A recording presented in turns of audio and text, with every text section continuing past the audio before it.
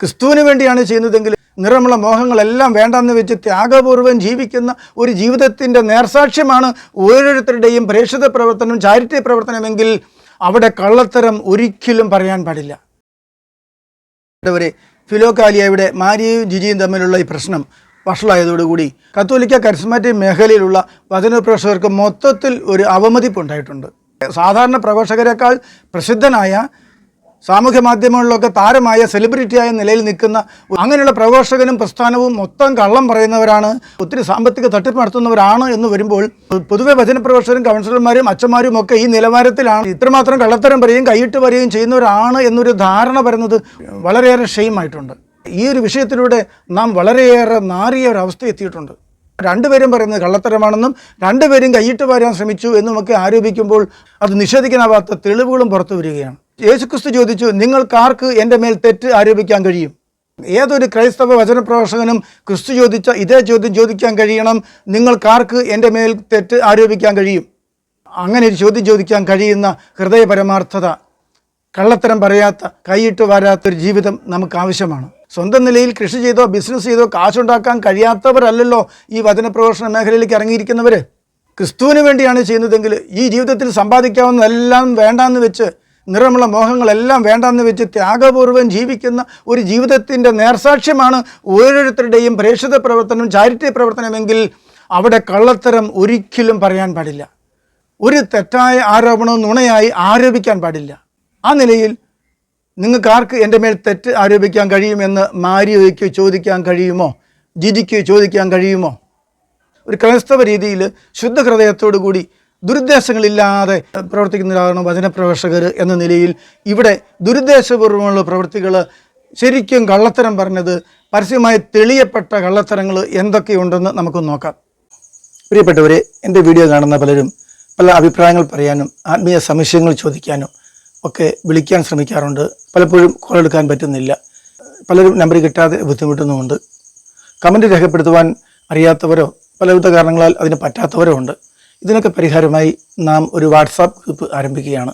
ഇവിടെ കൊടുത്തിട്ടുള്ള നമ്പറിൽ ഗ്രൂപ്പ് എന്നോ യൂട്യൂബ് എന്നോ നിങ്ങൾ ടൈപ്പ് ചെയ്തോ വോയിസ് മെയിൽ ഇട്ടോ ഒരു വാട്സാപ്പ് മെസ്സേജ് അയച്ചാൽ ഞാൻ നിങ്ങളെ ഗ്രൂപ്പിൽ ആഡ് ചെയ്യുന്നതാണ്. അപ്പോൾ നമുക്ക് ആത്മീയ വിഷയങ്ങൾ സംവദിക്കാനും ആശയവിനിമയം നടത്താനും എളുപ്പമാണ്. ഇതിനോട് താല്പര്യമുള്ളവർ സഹകരിക്കണമെന്ന് അപേക്ഷിക്കുന്നു. മാരിയോ തലക്കടിച്ച് പരിക്കേൽപ്പിച്ചു എന്ന് പറഞ്ഞ് വെച്ചുകെട്ടലുമൊക്കെയായും PKF-ന് ഫിലോകാലിയയ്ക്ക് തീവ്രവാദ ബന്ധമുണ്ട് എന്നൊക്കെയുള്ള വാക്കുകളൊക്കെയായി ജിജിയുടെ വീഡിയോ പലതരത്തിൽ ഇങ്ങനെ പ്രചരിക്കപ്പെട്ടപ്പോൾ പ്രതിക്കൂട്ടിലായ മാരിയോ സ്വന്തം ന്യായം പറയാനും വന്നതിനെ നമുക്ക് കുറ്റപ്പെടുത്താനില്ല.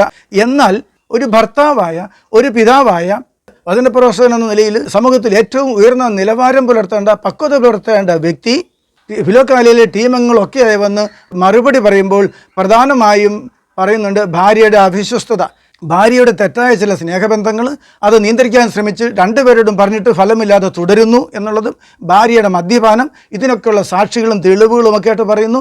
അതെല്ലാം വിശ്വാസപൂർവ്വം അവതരിപ്പിക്കുന്നു. ഇതിന് മാരിയോയ്ക്കെതിരെയുള്ള അന്ന് വരെ, ആ സമയം വരെ നിലവിലുള്ള ആരോപണങ്ങളുമായി എന്തെങ്കിലും ബന്ധമുണ്ടോ? ഒരു ബന്ധവുമില്ല. ആ കുട്ടികളുടെ ഭാവി പോലും നോക്കിയില്ല എന്നത് എത്രയോ അപക്വമായിപ്പോയി. രണ്ടാമത്തെ കാര്യം, ട്രസ്റ്റുമായി ബന്ധപ്പെട്ട് ലഭിച്ച കാശിൽ നിന്നും 1.5 കോടി രൂപയോളം മുടക്കി ജിജി സ്വന്തം ആങ്ങളുടെ പേരിൽ വീട് വാങ്ങി എന്ന ആരോപണം.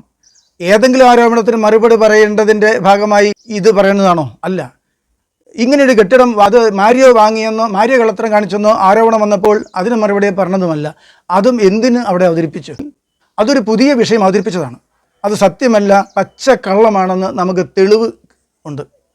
സജോ, നമ്മുടെ വീടിനോട് ചേർന്ന് ഈ ഡോക്ടർ തങ്കമ്മയുടെ ഒരു വീടുണ്ടല്ലോ, അത് ഏകദേശം 3000-ഓളം സ്ക്വയർ ഫീറ്റ് വരും. 6 സെന്റ് സ്ഥലമുണ്ട്. അവർ തങ്കമ്മാൻ്റെ എന്നോട് 1.25 കോടിയൊക്കെ ചോദിച്ചുകൊണ്ടിരുന്നതാണ്. അവരുടെ അവസാനം ഒരാൾക്ക് 65 ലക്ഷം രൂപക്ക് വിറ്റു. ഇപ്പം ഈ 65 എടുത്ത ആള് 50 ലക്ഷത്തിന് എനിക്ക് തരാൻ തയ്യാറാണ്. അതായത് 15 ലക്ഷം കുറച്ചിട്ട് എനിക്ക് തരാൻ തയ്യാറാണ്. കാരണം അവർക്ക് അവിടെ പറ്റുന്നില്ല ജീവിക്കാൻ. അവൻ്റെ കൂടെ കുറച്ച് കാശുണ്ടെങ്കിൽ എനിക്ക് ഒരു കടം കുറച്ച് ദിവസത്തേക്ക് കൊടുത്തു കഴിഞ്ഞാൽ നമുക്കത് കൈവിട്ട് പോകാതെ വേറെ ആരും കൊണ്ടുപോകാതെ ആ സാധനം എടുത്തിടാൻ പറ്റും. അപ്പം എന്നോട് സംസാരിച്ചില്ലെങ്കിലും നീ ഒന്ന് ജിച്ചേച്ചി ഒന്ന് വിളിച്ചിട്ട് നീ ഒന്ന് സംസാരിക്കുക, എന്താ ചെയ്യാൻ പറ്റുമെന്നുള്ള ചോദിക്കേട്ടോ. ഏതായാലും ഒരു 10,000 രൂപ ടോക്കൺ ഇന്ന് രാവിലെ കൊടുത്തു. ഞാൻ പപ്പയോടോ മമ്മിയോടോ ഇത് പറഞ്ഞിട്ടില്ല. തങ്കമ്മാൻറ്റി എന്നോട് 1.25 കോടിയൊക്കെ ചോദിച്ചുകൊണ്ടിരുന്നതാണെന്ന്. എന്ന് വെച്ചാൽ വഴിയെ പോകുന്നവരോടൊക്കെ ചോദിച്ചുകൊണ്ടിരിക്കുകയാണോ കാശ് തങ്കമാൻറ്റി? അല്ല, ഇദ്ദേഹം സ്വന്തമായി വാങ്ങാൻ വില ചോദിച്ചു. അപ്പോഴാണ് 1.25 കോടി പറഞ്ഞത്. അത് വാങ്ങാൻ അപ്പോൾ കാശ് തികയാത്തത് കൊണ്ടാണ്. അഡ്വാൻസ് കൊടുത്തതും ഇദ്ദേഹം തന്നെ. സജോയോട് അത് വാങ്ങി ഇടാൻ പറയുകയല്ലേ ചെയ്യുന്നത്. മാരിയോയ്ക്ക് അത് വാങ്ങാൻ വായ്പയാണ് ചോദിച്ചത്. അവൻ്റെ കൂടെ കുറച്ച് കാശുണ്ടെങ്കിൽ എനിക്ക് ഒരു കടം കുറച്ച് ദിവസത്തേക്ക് കൊടുത്തു കഴിഞ്ഞാൽ നമുക്ക് കൈവിട്ട് പോകാതെ വേറെ ആരും കൊണ്ടുപോകാതെ ആ സാധനം എടുത്തിടാൻ പറ്റും. അത് പാവങ്ങൾക്ക് വീട് വെച്ചു കൊടുക്കാൻ വേണ്ടി പറമ്പ് വാങ്ങാനല്ല, ഏതെങ്കിലും വീടില്ലാത്തവർക്ക് വേണ്ടി താമസിപ്പിക്കാൻ വീട് വാങ്ങുന്നതല്ല. കാരണം 9 ബെഡ്റൂമുകളും 2 ഹാളുകളുമുള്ള 2 നില വീടാണ്. അത് ഒരു പാവപ്പെട്ടവന് വാങ്ങിക്കൊടുക്കാൻ വേണ്ടിയല്ലല്ലോ. അപ്പോൾ സ്വന്തമായി ഇത് വാങ്ങാനുള്ള ആസ്തി കയ്യിലുള്ളത് കൊണ്ടല്ലേ. ചാരിറ്റിക്ക് കിട്ടിയ കാശല്ലാതെ വേറെ ഏത് കാശ്? അപ്പോൾ ഇങ്ങനെ കേരളത്തിൽ പലയിടത്തും സ്വന്തമായി സ്വത്ത് വാങ്ങിയിട്ടുണ്ടാവുമല്ലോ. അങ്ങനെ തെറ്റായ രീതിയിൽ മാരിയ സ്വത്തുക്കൾ വാങ്ങിക്കൂട്ടി ഇട്ടിട്ടുണ്ട് രഹസ്യത്തിൽ എന്ന ആരോപണം വന്നിട്ടില്ലെങ്കിലും അത് വന്നാൽ നിഷേധിക്കാൻ ആർക്ക് പറ്റും? ഇത് ഇയാൾ തന്നെ അഡ്വാൻസ് കൊടുത്ത് 30 ലക്ഷം രൂപയ്ക്ക് അത് വാങ്ങിപ്പിച്ചിട്ട് പച്ച നുണ സംഘമായി ചേർന്ന് നുണ വീഡിയോ, നാടകം കളിച്ച് വീഡിയോ ഇടുക. കെട്ടിടം വാങ്ങിയാലും താൻ ഒന്നും അറിഞ്ഞില്ല, താൻ പിന്നെ ഒടുവിലാണ് അറിയുന്നതെന്നും പറയുന്നു. ഇതൊക്കെ പറഞ്ഞു കഴിഞ്ഞിട്ടോ അതൊക്കെ പരിഹരിക്കാനുള്ള വഴികളും പറയുന്നു. നീ പശ്ചാത്തപിച്ചാൽ മതി, നീ തെറ്റേറ്റ് പറഞ്ഞാൽ മതി, കാശിൻ്റെ നഷ്ടം പരിഹരിക്കാൻ നമുക്ക് വഴികളുണ്ട്, ആ കെട്ടിടം നമുക്ക് വിറ്റിട്ട്. തെറ്റി പറ്റിയതെന്താ എന്നോട് തുറന്നു പറയാം. സാമ്പത്തിക ക്രമക്കേട് എന്തെങ്കിലും നടത്തിയിട്ടുണ്ടെങ്കിൽ നമ്മളൊന്ന് തുറന്നു പറയാം. അത് പരിഹരിക്കാൻ എൻ്റെ ഭർത്താവിന് സാധിക്കും. അതിന് നമുക്ക് ഇഷ്ടംപോലെ വഴികളുണ്ട്. ഞാൻ അവളോട് ഇത്രയും പറഞ്ഞു, ആ ഡീലിന് നമുക്ക് അവൻ കാശ് മുടക്കിയിട്ടുണ്ടെങ്കിൽ ഇത് വിൽക്കാം, എന്നിട്ട് അവൻ്റെ കാശ് അവന് കൊടുക്കുക, ഈ മുടക്കിയ കാശിന് നമുക്ക് വീണ്ടും അതേവിധം താഴെ നില ഒരാൾക്കും 2ാം നില വേറൊരാൾക്കുമായി പാവങ്ങൾക്ക് കൊടുക്കുകയോ ഒക്കെ ചെയ്ത് നമുക്ക് ചാരിറ്റിക്ക് വേണ്ടി ഉപയോഗിച്ച് പരിഹരിക്കാം, നീ ഇത് ഏറ്റു പറഞ്ഞാൽ മതി എന്നൊക്കെ ഇയാൾ പറയുമ്പോൾ നാം വിശ്വസിച്ച് പോവുകയാണ്. അങ്ങനെ ഞങ്ങൾ തന്നെ ഇരുന്ന അവൾ മേടിച്ച ബിൽഡിംഗ് ഒക്കെ വിറ്റ് അതിൻ്റെ കാശ് കൊണ്ട് പാവങ്ങളെ സഹായിക്കുകയോ അല്ലെങ്കിൽ ഏതെങ്കിലും പാവങ്ങൾക്ക് അത് 2 നില 2 കുടുംബത്തിന് കൊടുക്കുകയൊക്കെ ചെയ്ത് ഇതൊക്കെ സോൾവ് ചെയ്യാൻ എനിക്കറിയാം. ഒരു വലിയ അറിയാതെ സോൾവ് ചെയ്തിരുന്നത്. പക്ഷെ അതിനൊന്നും അവൾ തയ്യാറല്ല. ഇയാൾ പറയുമ്പോൾ നാം വിശ്വസിച്ച് പോവുകയാണ്. എന്ത് നല്ല ഹൃദയശുദ്ധിയാണ്, എന്ത് നല്ല ഉദ്ദേശമാണെന്ന്. പച്ചക്കള്ളമല്ലേ പറഞ്ഞത്? ഈ തമാശകളെല്ലാം കാണുമ്പോൾ കേട്ടിട്ടുള്ള കഥകളൊക്കെ ഓർമ്മ വരും. മാരിയോയും 41 കള്ളന്മാരും അല്ലേ? അതാണ് സ്ഥിതി. ഈ കാര്യത്തിൽ മറുനാടനുമായുള്ള ഒരു ഇൻ്റർവ്യൂവിൽ മറുനാടൻ ഈ കാര്യം പറഞ്ഞപ്പോൾ പറയുന്നുണ്ട്, വാങ്ങിയെങ്കിൽ അവരെന്നെ അറിയിച്ചില്ല എന്ന് പറയുന്നത്. 10,000 രൂപ അഡ്വാൻസ് കൊടുത്ത ആൾക്ക് സ്ഥലത്തിൻ്റെ ആധാരമെടുത്ത് കഴിയുമ്പോൾ അളിയൻ സജോയി 10,000 രൂപ തിരിച്ചു കൊടുക്കില്ലേ? അപ്പോഴെങ്കിലും അറിയില്ലേ കച്ചവടം നടന്നു എന്നുള്ളത്? ഇനി മാരിയോ മറന്നുപോയാൽ പോലും സജോയി കൊടുക്കൂലേ? ഒന്നും വിശ്വസിക്കാനാവില്ല. ഇനി മറ്റൊരു കാര്യം, ഈ കെട്ടിടവുമായി ബന്ധപ്പെട്ട പച്ച നുണ മറുനാടൻ ഷാജനുമായുള്ള ഇൻ്റർവ്യൂവിൽ ആവർത്തിക്കുന്നുണ്ട്. ആ കെട്ടിടക്കാരെ അങ്ങനെ ആരോപിക്കാൻ പറ്റില്ല, സജോയ് കാശ് മുടക്കിയതാണ് എന്നതിനെക്കുറിച്ചൊക്കെ സൂചന മറുനാടൻ പറയുന്നതും മാരിയോ ന്യായീകരിക്കുന്നതും ഉരുണ്ട് കളിക്കുന്നതും ഒടുവിൽ അങ്ങനെ വോയിസ് ഉണ്ടെന്ന് പറയുന്നു. ഞാൻ അവരോട് പറഞ്ഞു, ആ ഡീലിന് നമുക്ക് അവൻ കാശ് മുടക്കിയിട്ടുണ്ടെങ്കിൽ ഇത് വിൽക്കാം, എന്നിട്ട് അവന്റെ കാശ് അവന് കൊടുക്കുക, ഈ മുടക്കിയ കാശിന് നമുക്ക് വീണ്ടും. അത് അവന്റെ ഈ കാശിന്റെ കാര്യം വരെയുമ്പോൾ ചെറിയൊരു പ്രശ്നം ഉണ്ട് കേട്ടോ. നമ്മൾ പറഞ്ഞതിനകത്ത് എനിക്ക് കൊണ്ടൊരു മനസ്സിലാകാത്തൊരു വസ്തുത, അൺലിട്ടിരിക്കുന്ന ഒരു വോയിസ് ഞാൻ കേട്ടു. സജോയ്ക്ക് മാരിയോ ഇട്ടിരിക്കുന്ന വോയിസ് എന്റെ കിട്ടി. മാരിയോ സജോയോട് പറയുന്നത്, മോനെ സജോയി, ഇവിടെ ഒരു വീട് വിൽക്കാൻ കിടക്കുന്നു, ആ വിൽക്കാൻ കിടക്കുന്ന വീടിനെ ഏതാണ്ട് 70 ലക്ഷം രൂപയ്ക്കൊക്കെ നേരത്തെ പറഞ്ഞു, ഇപ്പൊ 50 ലക്ഷം രൂപയ്ക്ക് തരാമെന്ന് പറഞ്ഞിട്ടുണ്ട്. എനിക്കെന്നാ പറയുന്നത് 50 ലക്ഷം തരാമെന്ന് പറഞ്ഞിട്ടുണ്ട്. നിനക്ക് 2 സ്ഥലം എനിക്ക് നിന്റെ അടുത്തുനിന്ന് വേണം, ഒന്ന് നിന്റെ പേരിലാണ് ഇത് മേടിക്കേണ്ടത്, നീ കുറച്ച് കാശ് കൊടുത്ത് തരണം എന്ന് പറഞ്ഞു ഒരു ഓഡിയോ എന്റെ കിട്ടിയിട്ടുണ്ട്. എനിക്ക് സജോയി എന്നെ ബന്ധപ്പെട്ടിരുന്നു ഈ വാർത്ത വന്നതിന് ശേഷം. സജോയി എനിക്ക് വോയിസ് അയച്ചത് അയച്ചെന്നുള്ള ഡേറ്റ് നോക്കാൻ പറ്റുമോ? കാരണം ഈ വീട് പണ്ട് വിൽക്കുന്ന പറഞ്ഞപ്പോ നിങ്ങൾ എടുക്കുമെന്ന് ഞാൻ അവനോട് ചോദിച്ചിട്ടുണ്ടാകാം. കാരണം തൊട്ടടുത്ത് കിടക്കുന്ന വീടുകളിൽ, പക്ഷെ അവരത് എടുത്തത് എന്നെ അറിയിച്ചിട്ടില്ല. ഉദ്ദേശിച്ചിട്ടാണ് എന്നാണ് അവർ പറയുന്നത്. അല്ല, അത് വിൽക്കാൻ കിട്ടുമെന്ന് പറഞ്ഞപ്പോൾ ഞാൻ പറഞ്ഞിട്ടുണ്ടാകാം, നിങ്ങളുടെ കയ്യിലോ വല്ല കാശുണ്ടെങ്കിൽ എടുത്തിട്ടോളാൻ പറഞ്ഞിട്ടുണ്ടാകാം, ഒരു സംശയം വേണ്ട. പക്ഷെ അത് ട്രസ്റ്റിന്റെ ആശയത്തിൽ സോറി കേട്ടോ, അങ്ങനെ ഒരു ചിന്ത ഒരിക്കലും ഉണ്ടാവില്ല. നീ ചേച്ചിയെ സഹായിച്ചാൽ മതി എന്നൊക്കെ പറയുന്ന ഒരു സാധനമുണ്ട്, നിന്റെ പേരിൽ എഴുതണം എന്നൊക്കെ പറയുന്ന സാധനമുണ്ട്. അങ്ങനെ ആകുമ്പോ പിന്നെ ഈ ഒരു വാദം എങ്ങനെയാന്നുള്ള ആദ്യത്തെ ചോദ്യം ഞാനത് വോയിസ് കേൾപ്പിക്കാം. അപ്പോൾ നമ്മൾ അറിയാതെ മേടിച്ചു എന്ന് പറഞ്ഞ വാദം ശരിയാവുന്നില്ല. പക്ഷെ അത് ഒരുപക്ഷെ കറക്റ്റ് ആയിരിക്കും. എന്താ സംഭവം എന്ന് പറഞ്ഞുതരാം.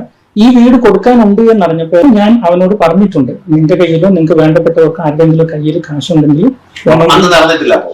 അങ്ങനെ ഞാൻ വോയിസ് ഇട്ടിട്ടില്ല എന്ന് പറയുന്നില്ല. ആ വോയിസിനെ കുറിച്ച് ഡേറ്റ് എന്നാ അന്നൊക്കെ ചോദിച്ച് ഉരുണ്ട് കളിച്ച് ഒന്നാ വാങ്ങിയിട്ടുണ്ടാവും, അവരെ അറിയിച്ചിട്ടില്ല എന്ന്. പക്ഷെ അവരത് എടുത്തത് തന്നെ അറിയിച്ചിട്ടില്ല. അതുപോലെ തലക്കടിച്ച് പരിക്കേൽപ്പിച്ചില്ല എന്ന് പറഞ്ഞതും ഇങ്ങനെ സംഘർഷം ഉണ്ടായപ്പോൾ പെട്ടെന്ന് ഞാൻ ദേഷ്യത്തിന് ചെയ്തു പോയി എന്ന് പറയാമായിരിക്കെ, അത് പറയാതെ ജിജി സ്വയം മുറിവേൽപ്പിച്ചിട്ട് കുറ്റം ആരോപിച്ചു എന്ന് പച്ച കള്ളം പറഞ്ഞു. അതിന് തെളിവെന്താണ്? വീഡിയോ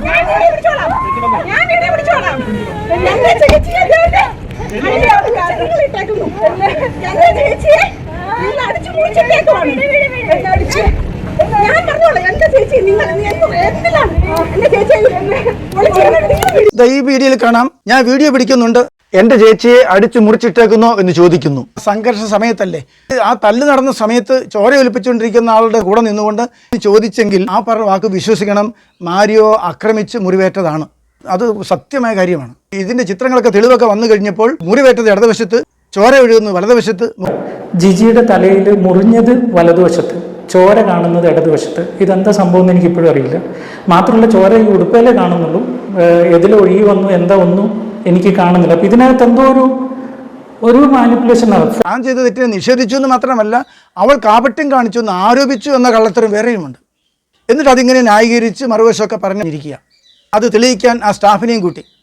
ഒന്നോർക്കണം, പ്രസിദ്ധനായ ഒരു വചനപ്രഘോഷകനും അദ്ദേഹത്തിൻ്റെ ടീം അംഗങ്ങളുമാണ് ഒന്നിച്ച് വീഡിയോ ചെയ്യുന്നത്. അപ്പോൾ നാമൊക്കെ വിശ്വസിച്ചു വചനപ്രഘോഷകനും അദ്ദേഹത്തിൻ്റെ ടീം അംഗങ്ങളുമായ ചാരിറ്റി പ്രവർത്തനം ചെയ്യുന്ന, ത്യാഗപ്രവർത്തനങ്ങൾ, പുണ്യപ്രവൃത്തികൾ ചെയ്യുന്ന ഒരു ടീമല്ലേ. ഈ പുണ്യപ്രവൃത്തികൾ ചെയ്യുന്ന ടീമും ഇവരെല്ലാവരും ഒന്നിച്ച് പറയുന്നു എങ്കിൽ ഉറപ്പായിട്ടും അത് ശരിയാണ്, മാരിയ പറയുന്നത് എല്ലാം ശരിയാണ് എന്ന് നാമൊക്കെ വിശ്വസിച്ചു പോയി. എന്നാൽ നമ്മളെല്ലാം വഞ്ചിക്കുകയല്ലേ, പച്ചയ്ക്ക് വഞ്ചിക്കുകയായിരുന്നില്ലേ, കബളിപ്പിക്കുകയായിരുന്നില്ലേ, സകലരെയും വിഡ്ഢികളാക്കിക്കൊണ്ടല്ലേ ഇവരെല്ലാം നാടകം കളിച്ചത്. ഡോറിൻ്റെ ചില്ലിൽ ജിജി തലയടിച്ച് സ്വയം പൊട്ടിച്ചതാണ് എന്ന് കണ്ട സാക്ഷികൾ ഇവിടെ സ്റ്റാഫാണ്. ഫ്രണ്ടിൽ വന്നപ്പോഴാണ് ഒരു ഒച്ച കേട്ടത്. ഒരു കൊച്ചുകുട്ടി കരയണ സൗണ്ടും ഒച്ച എടുക്കുന്ന സൗണ്ടൊക്കെ കേട്ടിട്ടാണ് ഞാൻ അങ്ങനെ കയറി ചെല്ലുമ്പോൾ മാഡം തല പൊട്ടിച്ചു എന്ന് പറഞ്ഞ ബ്രദർ ബോക്സ് അടിച്ചു ഏതാണ്ടൊക്കെ ഇതിപ്പോ കേൾക്കുന്ന ന്യൂസ്. പക്ഷെ ഞാൻ നേരിട്ട് കണ്ട ആളാണ്.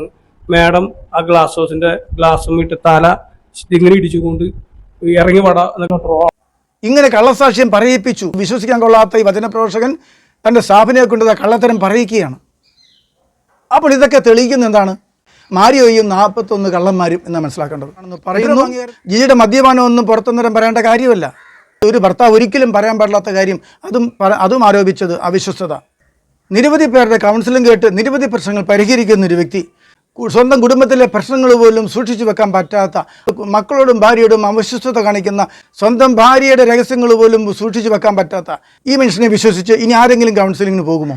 ഇങ്ങനെ ഭാര്യയെ ആക്രമിച്ചില്ല എന്ന് പറയുകയും അവൾ സ്വയം ചെയ്തു എന്ന് പറയുന്നത് പച്ചനുണ പറയുകയും കെട്ടിടത്തിനെ സംബന്ധിച്ച് 1.5 കോടി രൂപയോളം അടിച്ചു മാറ്റി എന്ന് കള്ളത്തരത്തിൽ ആരോപിക്കുകയും ഒക്കെ ചെയ്ത് വളരെയേറെ അവിശ്വസ്തതയും പച്ച നുണയും പറയുന്ന ഒരു വ്യക്തി ഒരു വചനപ്രഘോഷകനാണ് എന്ന് പറയുമ്പോൾ എല്ലാ വചനപ്രഘോഷകർക്കും ഇത് ലജ്ജാകരമാണ്, അപമാനമാണ്. അഡ്രസ്സില്ലാത്തവർ അനുഭവസാക്ഷ്യം പറയുന്നത് പോലും കാശ് കൊടുത്ത് പറയിപ്പിക്കുന്നതാണ് എന്ന ആരോപണമുള്ളപ്പോൾ വളരെ അഡ്രസ്സുള്ള അറിയപ്പെടുന്ന സെലിബ്രിറ്റി ആയ ഒരാൾ പച്ച നുണ ഇങ്ങനെ പറയുന്നുവെങ്കിൽ ഇദ്ദേഹത്തിൻ്റെ പ്രസംഗത്തിൽ പറയുന്ന പല അനുഭവങ്ങളും കള്ളത്തരമായിരിക്കില്ലേ? എങ്ങനെ വിശ്വസിക്കും? എന്ത് ക്രെഡിബിലിറ്റിയാണുള്ളത്? എല്ലാം പച്ച നുണയായിരിക്കില്ലേ? അതുകൊണ്ട് ഒരിക്കലും ഒരു ധ്യാന സെൻറ്ററിൽ ഒരു സ്റ്റേജിൽ കയറ്റാൻ കൊള്ളാത്ത തരത്തിൽ ഒരു വചനപ്രഘോഷകനെന്ന് പറയാൻ കഴിയാത്ത രീതിയിൽ കള്ളത്തരം പറയുന്ന അവിശ്വസ്തത കാണിക്കുന്ന ഒരാളാണ് എന്ന് തിരിച്ചറിയുമ്പോൾ ഓർക്കണം, ഒരു വചനപ്രഘോഷകന് സംഭവിക്കാവുന്ന ഒരു ദുരന്തം. പല നാൾ കള്ളൻ ഒരു നാൾ പിടിയിൽ എന്നതുപോലെ ഇപ്പോൾ പിടിയിലായി എന്ന് പറയുമ്പോൾ എല്ലാ വചനപ്രഘോഷകരും ഇതൊരു പാഠമാക്കി എടുക്കണം. ഒരു കള്ളത്തരവും ഉടായിപ്പും വചനവേദിയിൽ വേണ്ട. ബിസിനസ് ചെയ്തോ കൃഷി ചെയ്തോ ജോലി ചെയ്തോ എങ്ങനെയെങ്കിലുമൊക്കെ ജീവിക്കാൻ സാധ്യതയുള്ളപ്പോൾ പരിശുദ്ധമായ ഇടത്ത് വന്ന് പരിശുദ്ധമായ ബലിപീഠത്തിൽ പരിശുദ്ധമായ വചനം പ്രസംഗിക്കുമ്പോൾ നിങ്ങൾക്കതിന് അർഹതയില്ല എന്ന് സ്വയം തോന്നിയാൽ സ്വയം വിട്ടൊഴിയണം. അത് വിശ്വാസികളോടും തന്നോട് തന്നെ കാണിക്കുന്ന ഒരു നീതിയാണ്. ഇങ്ങനെ അനേകരുണ്ടായിരിക്കും, മനസ്സിലാക്കണം.